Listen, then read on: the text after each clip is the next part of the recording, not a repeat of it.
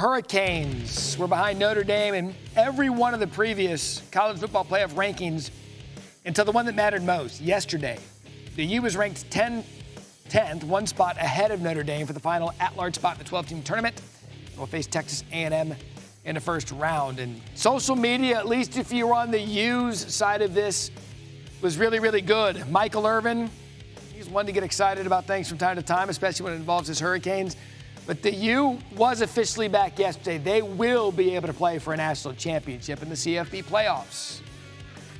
I mean, you can see it was an exciting day for everyone connected to the Miami Hurricanes, none more so than their playoff-bound head coach, Mario Cristobal. Has to be in a great mood on a Monday morning, especially after yesterday. Coach, the wait is finally over. What was that like for your team? I mean, obviously a ton of energy surrounding that decision, one that we felt confident about, but certainly until it's official, there's always some uneasiness about it. But certainly, yesterday, today has been, again, a ton of energy and enthusiasm. Our guys are ready to roll and get to our preparation. Yeah, because we were talking about it, how, like, your resume was done 2 weeks ago. There was no more football left for Miami to play. What was that feeling like from 2 weeks ago to yesterday morning where you literally just had to sit and wait? Honestly, we were confident the whole time. We thought it was a matter of the facts continually being brought to the forefront. And I felt the entire time that, and these are all great teams, mind you, so I would not put another team down. I wouldn't do that. But I felt the other conversations were angles of, manipulated information or just something that was aside from, the metrics, by their very own metrics, their very own standards, what the CFP was looking for. And when we provided that stuff again and again and again, I think it finally just shone through. I can imagine, too, you just mentioned the energy your team had yesterday. And I mean this because there was so much uncertainty relative to where we are today. Does it almost feel like, does your locker room feel like it got a second chance at a brand new season?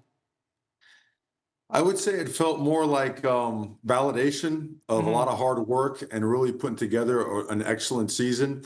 And I think it quickly shifted right to preparation for the opponent because everyone recognizes the caliber of opponent that Texas A&M is. I mean, they are boat-loaded with talent, great coaching, explosive players, physical players, size and speed. So it was an awesome moment, a lot of course, energy and celebration, but a very quick shift to getting to the most important part, which is our practices and preparation. And who were those guys? Who were your locker room guys, Coach, that you allowed yourself a moment to celebrate, enjoy the fact that you were validated as a playoff team?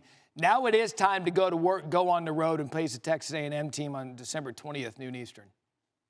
It's all of them. I mean, collectively, this group has led this team by their actions. They consider themselves men of action. I could go on and on about all those guys, but I'd leave a guy out. But I can honestly say this, the guys, Francis Minot, Inez Cooper, Ruben Bain, Mesidor, Cece, and these are guys that, think about it, these were five-star players that committed to us when we were 5 and 7. And to go through everything we've gone through, work this place and work ourselves into a reality moment of going to the college football playoffs, it was awesome. So I'm really happy for them. I think it's, again, validates a lot of hard work, energy, time, and investment. And now, again, it's time to get to practice and preparation to get ready for that the date coming up. And you're on the right side of this. And there were a number of teams yesterday that weren't on the right side of it. The big one being Notre Dame. Texas had an argument. Vanderbilt had an argument. There were a lot of teams that had arguments to get in, and they didn't. Coach, as someone who's been around the country, and you've been a head coach at Oregon, you've been a head coach now at Miami, you know what this process is all about. In your mind, what can be done about this process overall to make it better? It's a tough call. I know that every year so many people work at it, but at the end of each year, no one's really happy with the results. And unless something is settled on the field, it's left up to chance, opinion, controversy. So I'm not sure what the answer is. I know that the NFL model seems to have, we seem to migrate, right? More and more each year towards different parts of the NFL model. And I know there's not enough calendar dates to be able to play an entire season like that. But like Coach Saban used to tell us all the time, man, if you want to make everybody happy, don't get into coaching football and football in general. Go sell ice cream. The ice cream man makes everybody happy. The football guys and the football guys, they just, at the end, not everybody can be happy. And I've been on the other side as well, so I know what it's like. Yeah, and look, there's two sides to this. Every time someone gets put in and someone gets left out, that's just the way of the world in college football, at least right now, until we get it fixed. And you mentioned you can't make everybody happy, but I guarantee every alum of the U and the list of former players has been blowing up your phone. How has that been with this culture that you know so well being a part of?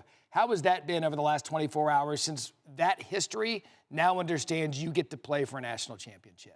Well, I think not only the last 24 hours, just in general, the support from former teammates, former players here has been awesome. And I think we're all of the same mindset, having played under Coach Jimmy Johnson, Coach Erickson or whatnot. I know Butch Davis did a great job here with Coach Coker as well. And it's always been about the next thing. So as much as everybody was excited about it, the messages are all consistent. Hey, let's go, let's get to work. So it reflects the mindset of our current players and of the program. I'm sure Michael Irvin has already run there to be there for practice, to be on the sidelines and ready to go. Hey, keep the Cuban coffee lower this week. I know you're going to go all in with the caffeine. Keep it low because you got about 2 weeks to get ready. Brother, there is not enough Cuban coffee to fuel the amount of people that have been getting after it over here the past 48 hours. But I certainly appreciate you and appreciate you having me. Yeah, you bet. Mario Cristobal, head coach of Miami. Playoff game December 20th, noon Eastern on ESPN against Texas A&M. Thank you, Coach. Thank you, brother. Go Canes. You want this, you got that. No way, watch them walk right past you. Run fast while you have the chance.